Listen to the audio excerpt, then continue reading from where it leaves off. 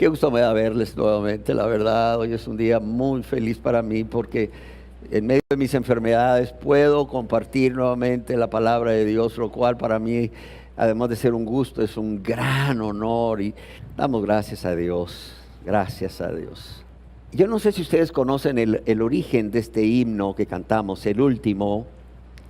El autor es Horacio Spafford. Horacio Spafford era un abogado que vivió en Estados Unidos hace muchos años. Un abogado prominente con muchos bienes. Él vivió en Chicago y durante el incendio de Chicago, él perdió la mayoría de sus bienes. Imagínate, de la noche a la mañana no tienes más que el 10% de todos los bienes que tenías. Posterior a esto, su único hijo varón, pues un niño, muere de causas naturales. Y bueno, ya no solo está el dolor de la pérdida de los bienes, sino ese mayor dolor de la pérdida del hijo. Entonces Horacio Spafford decide que es tiempo para que él y sus hijas, junto con su esposa, viajen a Inglaterra a pasar un tiempo así como para despejarse un poco, ¿no? Para reponer esas fuerzas necesarias después de todo esto.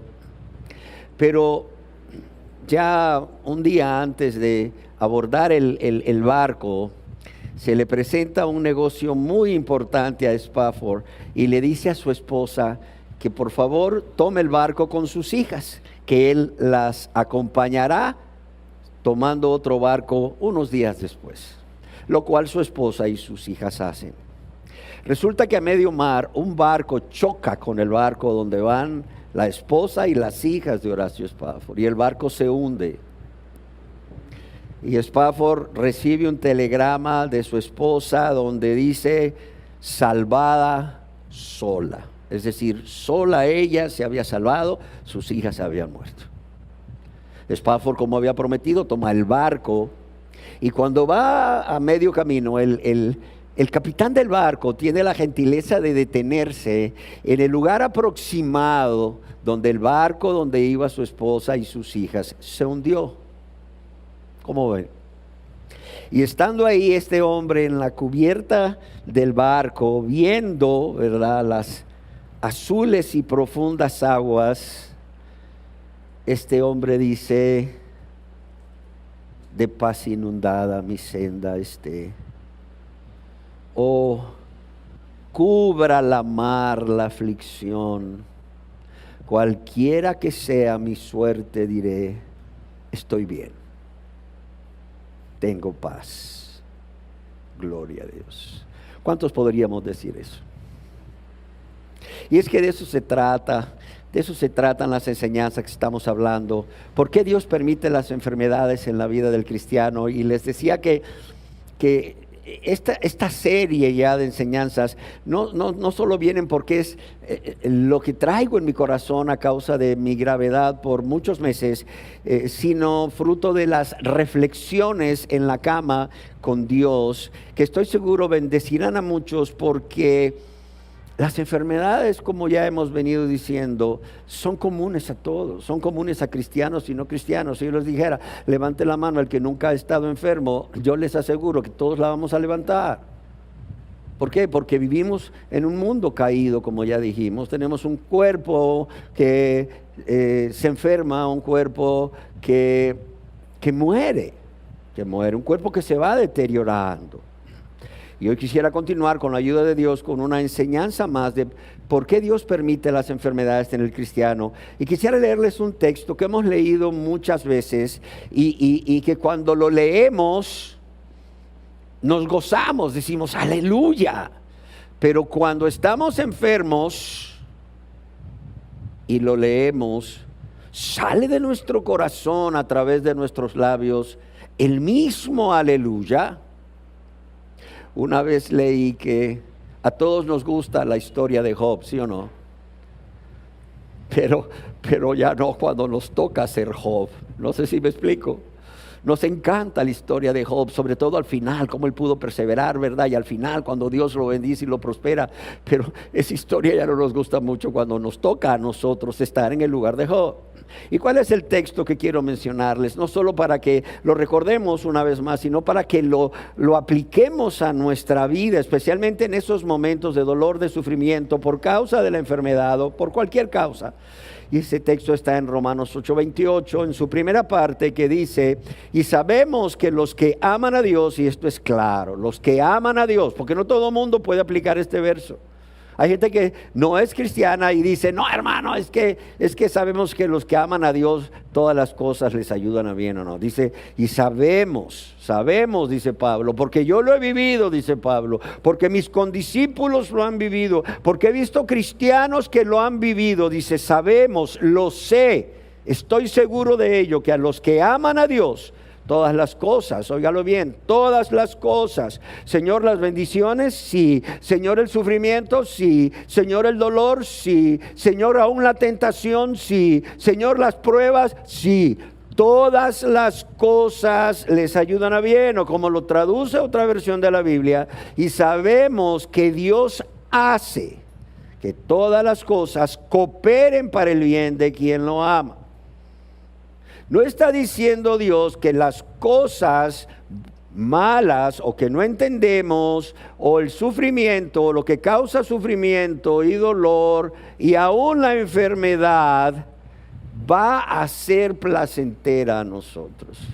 O sea, yo no les quiero mentir, lo acabo de vivir, o sea, esto no es algo que sea placentero, no es algo que tú quieras decirle a Dios todos los días: ay, Señor, esta semana mándame una insuficiencia cardíaca grado 4, Señor, mándame un edema agudo de pulmón, ay, mándame una neumonía en los 2 pulmones, Señor, ay, la semana que viene mándame una fibrilación ventricular, y la semana que viene me salga un herpes zóster en todo el cuello y en la parte lateral del cuello y aquí en la mejilla y el tórax. Ay, Señor, mándame, híjole, Señor, que me caiga, Señor, y se me fracture la 8ª costilla. No, o sea, no es eso sería ser masoquista, ese es un trastorno de personalidad. O sea, el cristiano no le está orando a Dios que le mande una enfermedad, porque ciertamente no es agradable al cuerpo, pero lo que hace agradable, lo que da el gozo y lo que da la paz en medio de la enfermedad, es entender que eso que Dios permite no lo causa, sino que Dios lo permite, Él mismo lo va a usar. ¿Para qué? Para que todas las cosas cooperen para el bien de ¿quién? De quienes lo aman. ¿Sí queda claro esto? En un sermón titulado Amado, óigalo bien, amado y sin embargo afligido, el predicador Carlos Spurgeon, un predicador muy conocido de Inglaterra, como decíamos, conocido como el príncipe de los predicadores, estando él en Mentone, Francia, recuperándose de sus enfermedades, como eran la artritis, la gota y una enfermedad muy dolorosa de los riñones, conocida en ese tiempo como enfermedad de Bright, que le provocaban intenso, pero intenso dolor. A pesar de ello, él predicó ante un grupo de damas inválidas, óigalo bien, un grupo de damas inválidas, este sermón, amado y sin embargo afligido. Y él escribió, partiendo de su propia experiencia: el amor de Jesús no nos separa de las necesidades y de las debilidades comunes de la vida. Yo quiero que lo entienda. El amor de Jesús no nos separa de las necesidades y de las debilidades comunes de la vida. Los hombres de Dios y las mujeres de Dios, o sea, siguen siendo hombres y mujeres. El pacto de gracia que Dios hace con cada uno de sus hijos no es una carta de privilegio que le exime de la tisis o la tuberculosis, del reumatismo o del alma. Los males corporales que nos sobrevienen por causa de nuestra carne nos acompañarán hasta la tumba. Pues Pablo dice los que estamos en este tabernáculo gemimos. Tampoco debería sorprendernos a los hijos e hijas de Dios que nos enfermemos, si reflexionamos en el grandioso beneficio que fluye de la prueba hacia cada uno de nosotros. Creo firmemente, óigalo bien, que muchos discípulos de Jesús a lo largo de la historia de la iglesia habrían sido de muy poca utilidad si no hubiesen sido afligidos.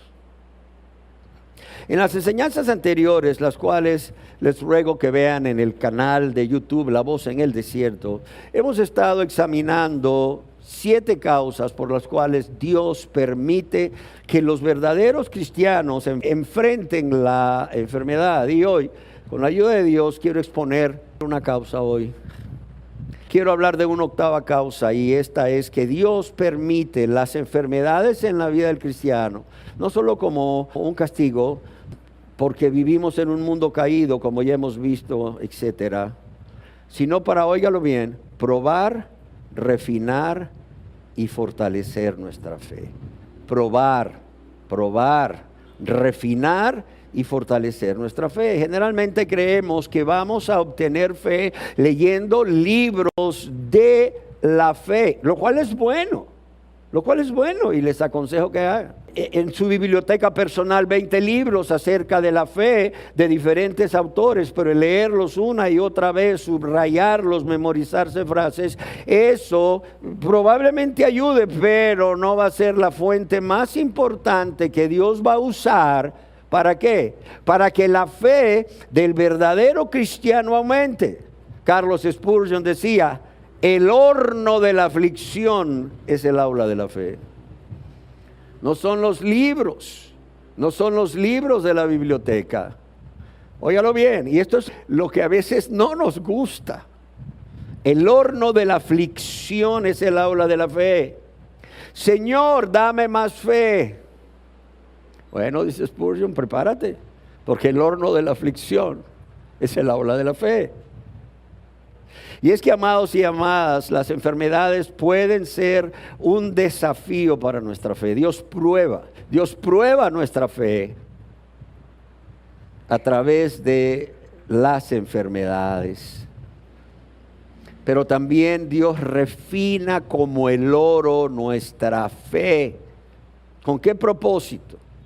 Con el propósito de que confiemos más y más en Él siempre.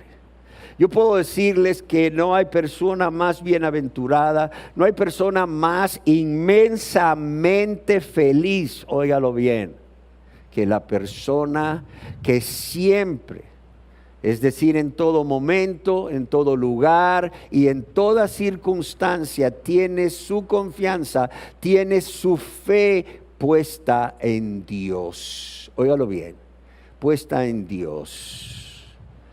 Pero especialmente durante tiempos difíciles.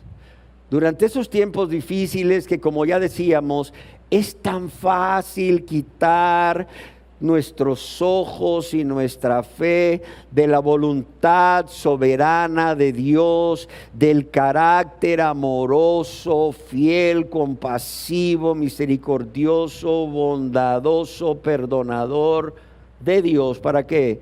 Para vernos a nosotros mismos y nuestros padecimientos. Hemos estado hablando de Job como un ejemplo, ¿verdad?, de un personaje bíblico en el que el Dios usó la enfermedad para muchas cosas buenas.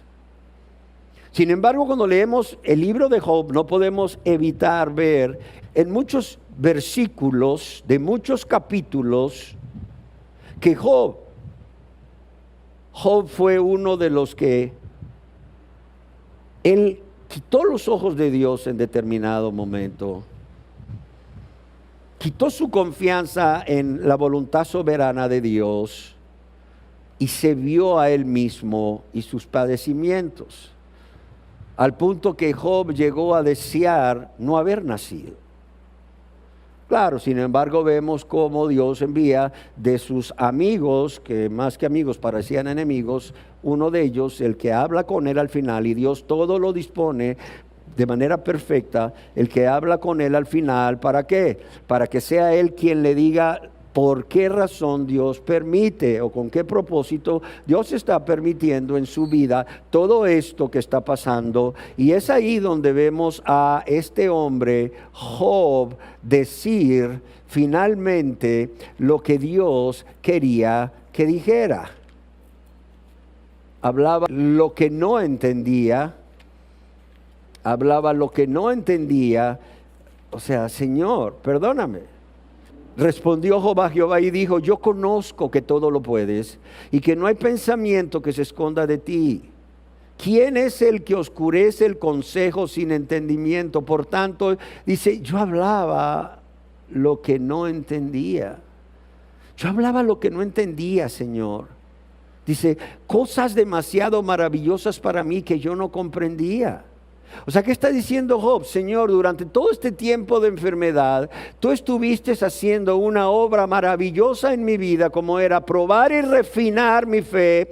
Sin embargo, ¿qué hice yo? Vi las circunstancias, me vi a mí mismo y Señor, o sea, perdí todo mi tiempo. Amados, yo le digo a las personas que el libro de Job, si Job hubiera dicho lo que dice en el capítulo 42, fruto de ese entendimiento que finalmente adquiere cuando se deja de ver a sí mismo y las circunstancias y empieza a ver a Dios, el libro de Job solo tuviera 2 capítulos, punto, no 42.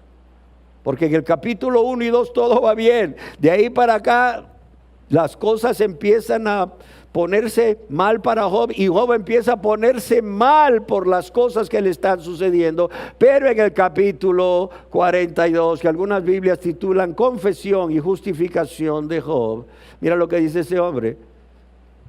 O sea, Señor, casi como perdóname, yo hablaba lo que no entendía. Eran cosas demasiado maravillosas para mí que yo no comprendía. Ahora dice Job, oye, te ruego y hablaré.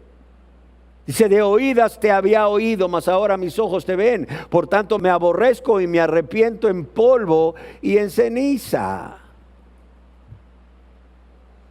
¿Cómo ven? Había un propósito. Siempre hay un propósito. Dios puede sacar cosas buenas del sufrimiento, Dios puede sacar cosas buenas del dolor, Dios puede sacar cosas buenas de la enfermedad. Por cierto, es el único que lo puede hacer. Y si tú no tienes a Dios, o sea, no estamos hablando de un conocimiento, de una teología correcta de Dios, no. Estamos hablando de una relación personal de amistad con Dios, de hijo o de hija para con un padre. Déjame decirte que tú todavía te estás rascando como Job con un pedacito de barro o con tus uñitas en el momento del dolor y de la enfermedad. Y todavía te estás quejando. Tu vida está llena de quejas por todo lo que pasa. Solo tienes que decir, Señor, cuánto conocí de ti en la Biblia, en los seminarios, en tantos años de escuchar prédicas, pero de oídas te había oído, mas ahora mis ojos te ven. Ahora puedo decir que tengo una relación personal contigo, Señor, y cuando te veo santo, puro, glorioso, amoroso, misericordioso, aún en medio de mi enfermedad y mis circunstancias adversas, Señor, me aborrezco. ¿Cómo pude comportarme así? Y me arrepiento en polvo y en ceniza. ¿Cómo ve? Después de esto, óigalo bien. Y luego dice, y quitó Jehová la aflicción de Job cuando él hubo orado por sus amigos y aumentó el doble de todas las cosas que habían sido de Job, etcétera, etcétera, etcétera. Amén. Amados, y de igual manera que con Job, Dios permite la enfermedad y prueba a los cristianos. ¿Para qué? Para que su fe o su confianza en Dios crezca. ¿Por qué? Porque Dios sabe, como les digo, que es con nuestra confianza puesta en Él que vamos a poder perseverar cada día hasta el final. O sea, esto no es cuestión de ser súper cristianos. No hay súper cristianos. No lo hay.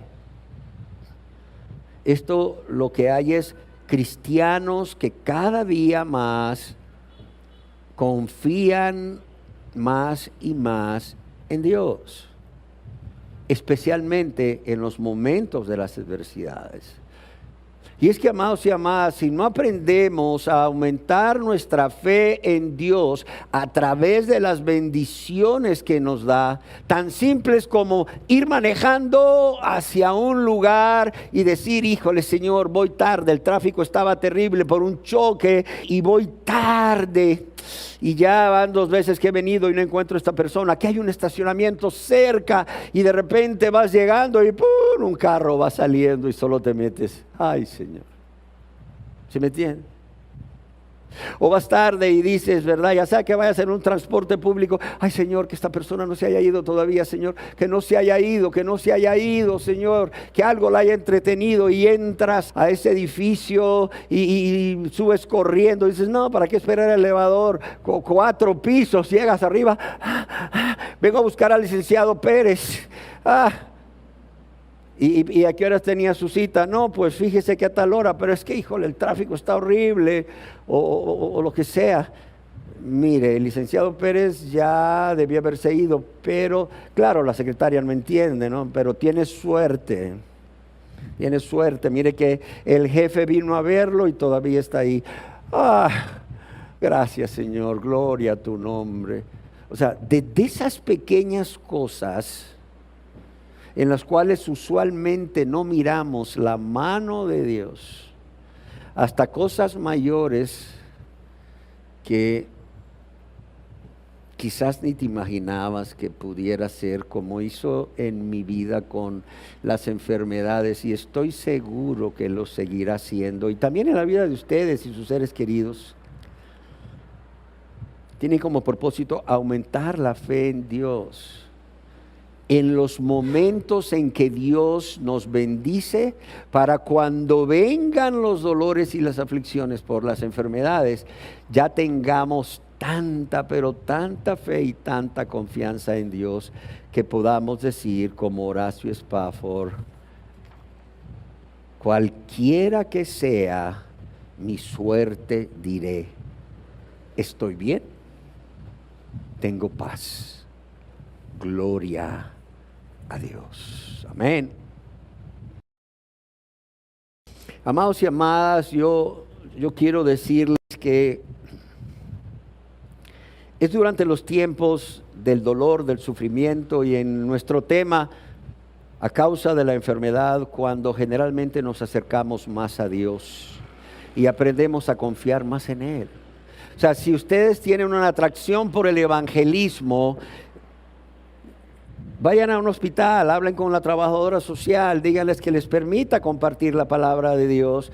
Primero llegando, conociendo a las personas. ¿Cómo está, don Pedro? ¿Cómo le va? Bien. ¿Y usted de dónde es? No, pues yo soy aquí de Maraita. Ya. ¿Y cuánto tiene de estar aquí, don Pedro? No, pues yo tengo un mes. Ay, ¿qué tiene, don Pedro? Tal y tal cosa. Y va a decir, don Pedro, ay, páseme esa botellita de agua. Se la destapas y se la pasas. Y le dice, ¿la puede tomar sola o le levanto la cabeza? Ay, levánteme un poquito la cabeza y ya luego le pone. ¿Algo más, don Pedro? No, ya.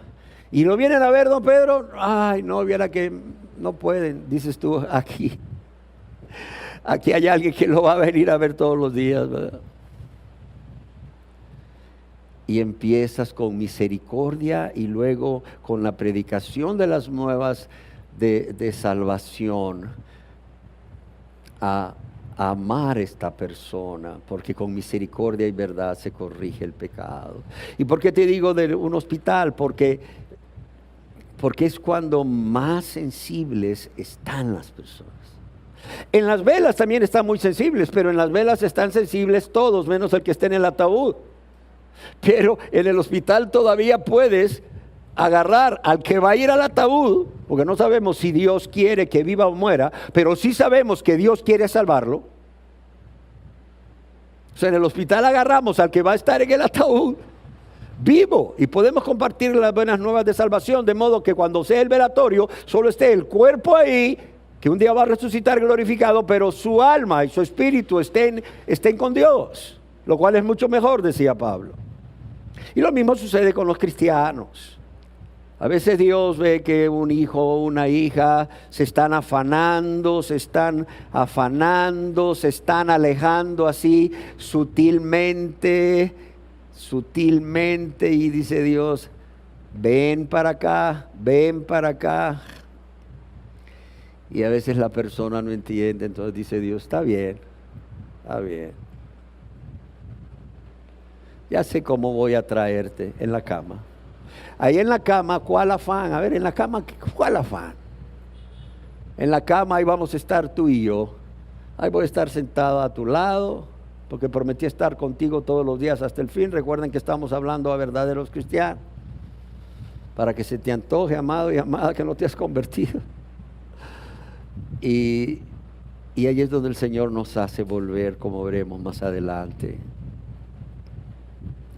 Debido a los dolores que le producían sus enfermedades, al grado que lo llevaban a estar postrado en cama, óigalo bien, por varias semanas, Carlos Spurgeon reconocía francamente que temía al sufrimiento. Oiga, el príncipe de los predicadores, el pastor de la iglesia más grande de Londres en ese entonces, habían de 4,000 a 10,000 miembros, óigalo bien, un hombre que escribió libros y sermones que hasta el día de hoy nos bendicen, reconocía francamente que temía al sufrimiento y que haría todo lo que fuera aceptable para evitarlo. Sin embargo, cuando no sufría agudamente, anhelaba el sufrimiento. ¿Por qué?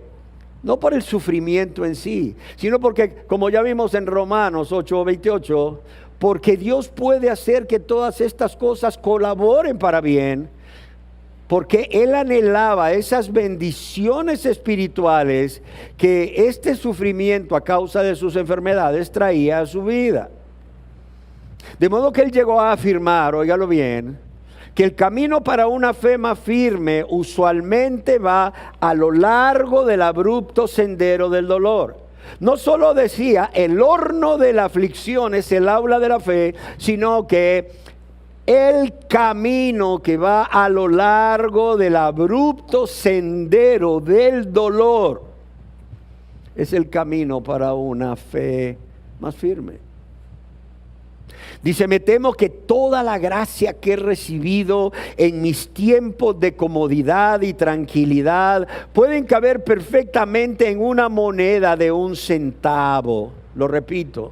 Me temo que toda la gracia, todo el favor de Dios que he recibido en mis tiempos de comodidad y tranquilidad pueden caber perfectamente bien en una pequeña moneda o en la moneda de 1 centavo. Pero el bien que he recibido de mis aflicciones, el bien que he recibido de mis dolores, el bien que he recibido de mis penas, es completamente incalculable. La aflicción es el mejor mueble de mi casa. La aflicción es el mejor libro de la biblioteca de un ministro. Óigalo bien.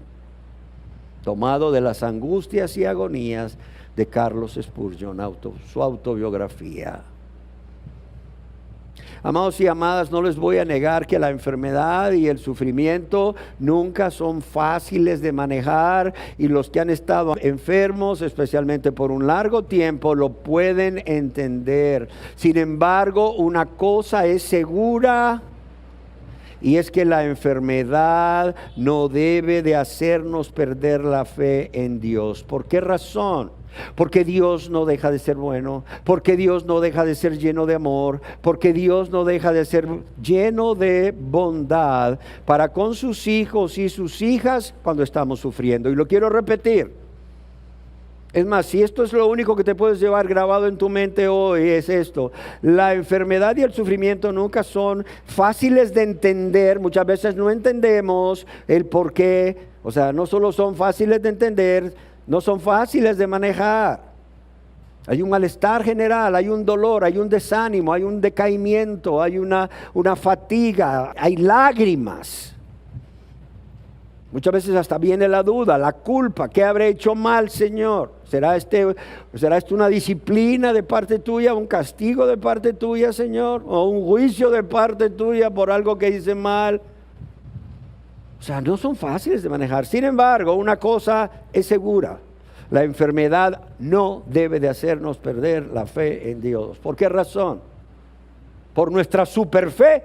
No, sino porque estamos seguros que podemos confiar en Dios, porque Dios no deja de ser bueno, óigalo bien, a pesar de que estamos en medio de cualquier enfermedad, Dios no deja de ser bueno, Dios no ha perdido el control, Dios no deja de ser un Dios lleno de amor, lleno de bondad para con sus hijos y sus hijas. Incluso, óigalo bien, incluso en el último de los sufrimientos, que es la muerte. La muerte. Yo conocí un familiar que antes de convertirse a Dios, ya mayor, mira, no podía escuchar la palabra muerte. ¿Cómo se molestaba? ¿Cómo se molestaba cuando escuchaba la palabra muerte? Pero después de que se convirtió, mira, todo era paz, todo era gozo. Era una aceptación de la voluntad de Dios. Inclusive eso sucedió cuando tenía una anemia plástica. Por unos químicos que inhaló, se le arruinó la médula, ya no producían glóbulos rojos. Pasaba con una anemia y unas transfusiones continuas. Pero era impresionante ver el cambio. Cuando estaba sana no quería oír hablar de la muerte. Y cuando estaba gravemente enferma, pues tenía paz por la muerte.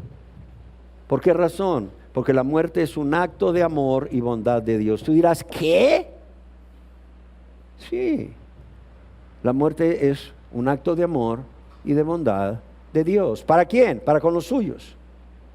Lo repito, para con los suyos. Para los que se mueren sin convertirse a Dios, la muerte es el instrumento que Dios usa para llevar a juicio a aquellos que rechazaron una y otra vez el llamado de Dios de venir a Él para ser salvos. Ahí estaba Dios por medio de su Santo Espíritu atrayendo a las personas, capacitándolas para venir a Él, para arrepentirse, para confiar en Él. Y las personas resistieron al Espíritu Santo una y otra vez porque fueron egoístas, porque fueron rebeldes, porque fueron ingratos. Y dice a Dios, ok, dice Dios, se acabó, ¡pum!, la muerte.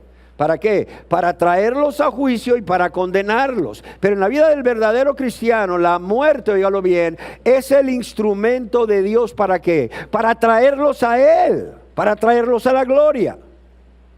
O sea, cuando Dios quiere a uno de sus santos, sus santas o santas en su presencia, porque considera que ese es el mejor momento para traérselo, aunque el familiar sufra, porque no lo podemos negar, aunque el familiar sufra por la partida de su ser querido, por la pérdida física, Dios dice, ojalá entendieras que esto es fruto de mi amor para la persona que muere en Cristo. Y yo puedo a ustedes, los que quedan vivos, darles consuelo, darles paz.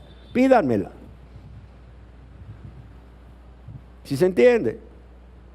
¿Cuántos miramos la muerte de un cristiano? ¿O cuántos los cristianos que hemos estado a punto de enfrentar la muerte, vemos la muerte como un acto de amor y bondad de Dios? Muy pocos probablemente. Porque no hemos sido enseñados de esta manera. Pero hoy Dios lo quiere hacer. Amados, si es que, óigalo bien, es difícil, y oiga bien lo que voy a decir, es difícil imaginar alguien que se convirtió a Dios y lo amó y confió en Él hasta el final y que está en el cielo como resultado de una enfermedad, se arrepienta de haber padecido esa enfermedad que lo llevó a la muerte y a través de la muerte a la presencia eterna y gozosa con Dios, donde Dios secará toda lágrima de los ojos de ellos y ya no habrá más muerte y ya no habrá más llanto, ni habrá más clamor, ni habrá más dolor. ¿Por qué? Porque lo que antes existía ha dejado de existir. Es decir, lo que provocaba todo esto, lo que provocaba sufrimiento, dolor, enfermedad, muerte, ya no va a existir. Apocalipsis 21:4. Pero no solo eso, sino porque también habrá alegría en la presencia de Dios y los exquisitos placeres, óigalo bien, los exquisitos placeres de vivir con Él para siempre. Yo recuerdo un día que alguien me invitó a comer a un restaurante. No comí tranquilo. Esta persona que me invitó me había dicho: pida lo que quiera, pídalo, pastor. Yo había pedido pues algo rico, pero no lo disfruté. Tú dirás, ¿por qué? ¿Por la compañía? No, la persona que estaba ahí conmigo es una persona a la que quiero mucho, un varón que yo le tengo mucho cariño. Nos sentamos en una mesa junto a la ventana, y la ventana daba al estacionamiento, y afuera del estacionamiento habían dos personas, una persona que vendía parabrisas y un niño, y los dos estaban así, mira, viendo aquel plato de comida y viéndonos comer. Y yo decía, wow, cuánto anhelo tienen estas personas al ver esta comida por estar aquí comiéndosela. Ahora, imaginémonos cuánto deberíamos de desear los cristianos, no solo estar con Dios primeramente, porque eso es lo más maravilloso del cielo, que vamos a estar con Dios Padre, Dios Hijo, Dios Espíritu Santo. Vamos a estar adorándole cara a cara al que nos amó hasta la muerte y muerte en la cruz y resucitó para nuestra justificación y para vivir intercediendo por nosotros. Vamos a poder ver a Jesús. Mira, hoy yo creo que la cara más pintada por los artistas es la cara de Jesús, pero pues la verdad nadie sabe cómo es la cara de Jesús. ¿Alguien se imagina de ustedes cómo es la cara de Jesús? El otro día vi una cosa que me llamó la atención que decía: así sería el rostro de Jesús realizado por la inteligencia artificial. Me pareció lógica porque era la cara de un judío que vivía en esa época o en esa región en aquel entonces, pero ni aún así sabremos si realmente ese era su rostro mientras vivía en la tierra. Ahora imaginémonos ver a Jesús glorificado, con ese rostro de amor, lleno de gloria, viéndonos, llamándonos por nuestro nombre y estando ahí frente a Él, adorándole, quizás agradeciéndole por todo lo que hizo por nosotros sin merecerlo, como es el que haya dejado el cielo, el que haya dejado la gloria, el que se haya hecho hombre como nosotros para morir por nosotros, el que haya descendido desde donde descendió hasta esta tierra llena de corrupción, de mal, de pecado, donde todos los designios de los pensamientos de los hombres eran de continuo mal. Pero también por haber muerto en esa cruz, la muerte del maldito. Imagínate a Jesús expuesto desnudo, literalmente desnudo. A veces tú estás desnudo y alguien entra súbitamente a tu cuarto y lo primero que haces es ¡ah! ¿Sabes lo que es estar en una cruz así clavado, desnudo y luego rodeado de un montón de gente? Desnudo, el Rey de Gloria. Vi yo al Señor, dice Isaías, en su trono alto y sublime, y las faldas, es decir, las faldas de su ropa de rey, llenaban la casa. Se dice que entre más larga era la falda del rey, de la ropa del rey, tenía más gloria, más honra, más poder, más autoridad. Y luego lo tienes ahí desnudo, al Rey de Gloria. Y le vas a decir: Señor Jesús, ¿cuánto hiciste por mí sin yo merecerlo? ¿Cómo no te voy a dar gracias? Poderle decir te amo. A veces le cantamos aquí te amo, te amo. A veces le dices en tu cuarto te amo. A veces vas manejando y le dices te amo. No lo sé. Ahí le vas a poder decir: Jesús, te amo. Te amo. Y vas a querer, como María Magdalena, abrazar sus pies, ¿sí o no? Nada más que Jesús le dijo a María Magdalena: no me toques porque aún no he subido al Padre. María Magdalena, que tanto lo amaba, el primer impulso fue lanzarse a sus pies para abrazarlo. Pero en el cielo, que ya Él es glorificado y nosotros tendremos cuerpo glorificado, ¿cómo lo quieres abrazar? A ver, yo te pregunto, si eres cristiano y anhelas estar con Él allá, ¿lo quieres abrazar así? ¿Lo quieres abrazar de la cintura o quieres arrodillarte como iba a hacer María Magdalena y abrazarlo? ¿O quieres besar sus pies? ¿Qué quieres hacer? ¿Besar su mejilla? No como Judas, pero besar su mejilla, porque si se puede. Judas se la besó, ¿cómo no se la va a besar un discípulo que muere y va con el Señor? ¿O quieres besarle sus pies? ¿Qué quieres hacer? Para alabarlo, para adorarlo, para glorificarle. En segundo lugar, oye, no habrá más llanto, no habrá más dolor, no habrá más clamor, porque todo lo que causaba todo eso ha dejado de ser. Y luego los exquisitos placeres de vivir con Él para siempre, los exquisitos placeres de vivir con Él para siempre. Y ahí vuelvo al ejemplo del restaurante, cómo esa gente afuera miraba, ellos experimentaban desde afuera el exquisito placer de ver la comida. Era un sándwich con papas. Pero ellos experimentaban el exquisito placer de ver la comida, no de disfrutar la comida, de ver la comida. Ahora imagínate, hermano, hermana, que por una enfermedad y su dolor y su sufrimiento mueres y Dios te lleva con Él, vienen los ángeles por ti, para que no te vayas solo o sola como hicieron con Lázaro, ¿se acuerdan? Vienen los ángeles por ti, para que no tengas temor de cuando tengas que morir y partir desde tu lecho de muerte hasta el cielo, y luego Jesús te esté esperando allá y te diga: hola Juan, hola Luis, hola María, etcétera, hola Miguel, hola Eduardo, y tú lo veas ahí por primera vez y vivir ahí, porque no solo va a ser cuando llegues o cuando lleguemos. Dice, los exquisitos placeres de vivir con Él para siempre. Salmo 16:11. Y si está escrito en la Biblia, es palabra de Dios. Y Dios no miente. Quiero finalizar diciendo que Dios es tan bueno. Dios es tan bueno,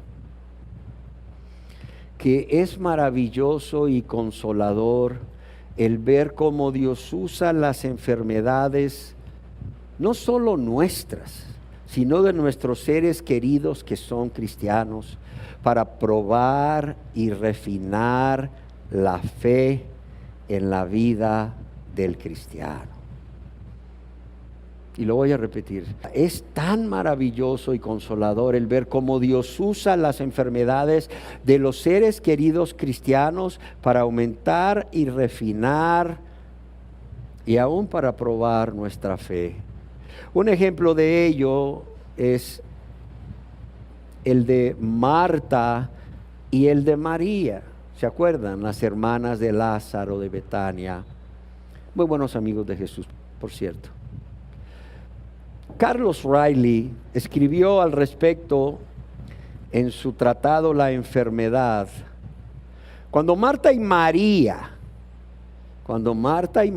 enviaron el mensaje a Jesús: Señor, he aquí el que amas está muerto. Si se fijan, el mensaje era corto y simple. Señor, el que amas está muerto. Sin embargo, yo deseo que observen la fe de estas mujeres, la cual era semejante a la fe de un niño. Ellas buscaron al Señor Jesús en la hora de su necesidad, como el niño lleno de temor busca desesperadamente a su madre. Y yo quiero detenerme aquí. Yo estoy seguro que las madres que están aquí, o las abuelas que están aquí, o los padres o los abuelos que están aquí, los tíos o las tías, han visto ya sea a sus hijos o a sus nietos o a sus sobrinos, óigalo bien, correr hacia ellos para echarse a sus brazos y sentirse seguros en sus brazos cuando ellos entienden que algo que está ahí a su alrededor les va a hacer daño, ¿sí o no? Aquel grito desgarrador: ¡Mami! La mamá, ¿dónde está? Deja de hacer lo que está haciendo. ¿Para qué? Para ir a ver qué pasa. María y Marta buscaron al Señor Jesús en su hora de necesidad, como el niño lleno de temor busca desesperadamente a su madre o a su ser querido adulto, y pusieron toda su confianza en Jesús.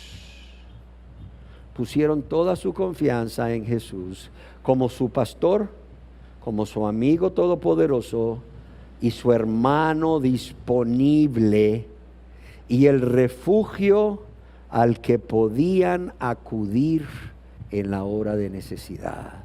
¿Y cuál era la necesidad? El que amas. Mi hermano Lázaro está enfermo. Y así leemos que, aun siendo tan diferentes las dos hermanas en cuanto a su temperamento, como podemos leer ahí en los evangelios, las dos estaban de acuerdo en una cosa. ¿Cuál? Hacer esto, buscar al Señor Jesús en la hora de necesidad, poner en Él su confianza como su pastor, su amigo todopoderoso, su hermano disponible y el refugio al que podían acudir a toda hora. Y así lo hicieron. Así lo hicieron. Y finalizo diciendo que gran ejemplo tenemos en estas personas que hemos mencionado, pero también en millones de personas, en millones de cristianos cuyos nombres, óigalo bien, nunca conoceremos, que a lo largo de la historia de la iglesia también buscaron al Señor Jesús durante la enfermedad, mientras su fe era probada en la enfermedad.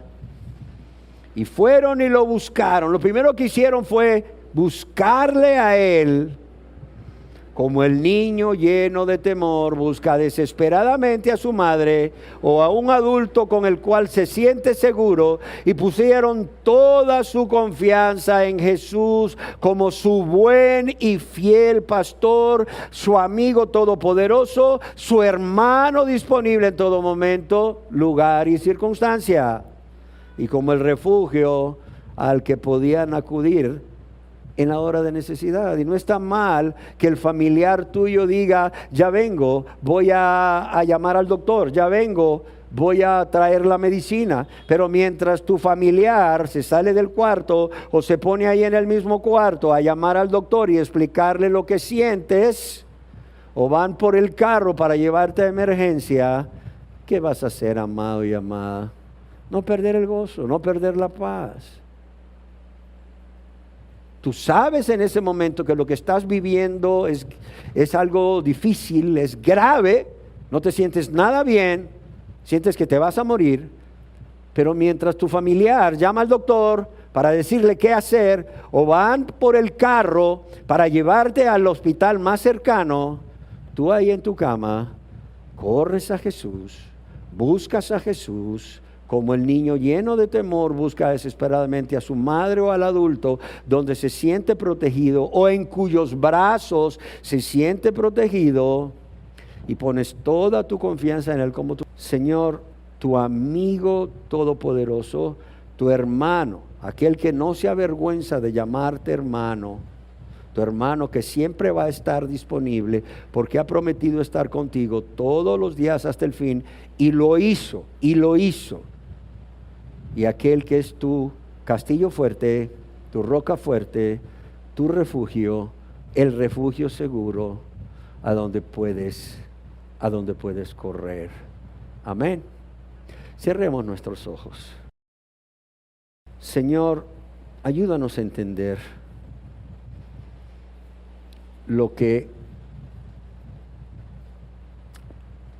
la razón por la cual tú permites el dolor, el sufrimiento, y quizás la causa más frecuente es la enfermedad. Y ayúdanos a entender que hay un propósito en ello. Ayúdanos a entender que aún en medio de la enfermedad, tú eres un Dios lleno de amor. Tú no pierdes el control. Tú eres un Dios lleno de bondad, de misericordia.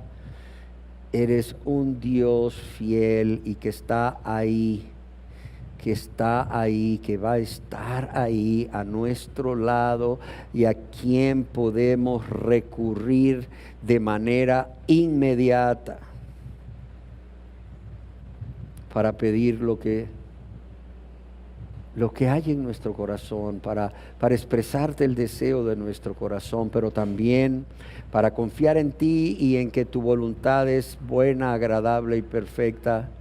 Y que si nos sanas, gloria a Dios, y si no nos sanas, la muerte será el instrumento que tú usarás para llevarnos al cielo, y que nunca nos vamos a arrepentir de haber padecido esa enfermedad que nos está llevando a la muerte, y mucho menos reclamarte por esa enfermedad que nos está haciendo sufrir y nos está llevando a la muerte, porque ese será tu instrumento para estar en la presencia eterna y gozosa contigo, donde tú secarás toda lágrima nuestra, donde no habrá más muerte, ni más llanto, ni más clamor, ni más dolor, porque todo lo que en esta tierra causa esto dejará de existir.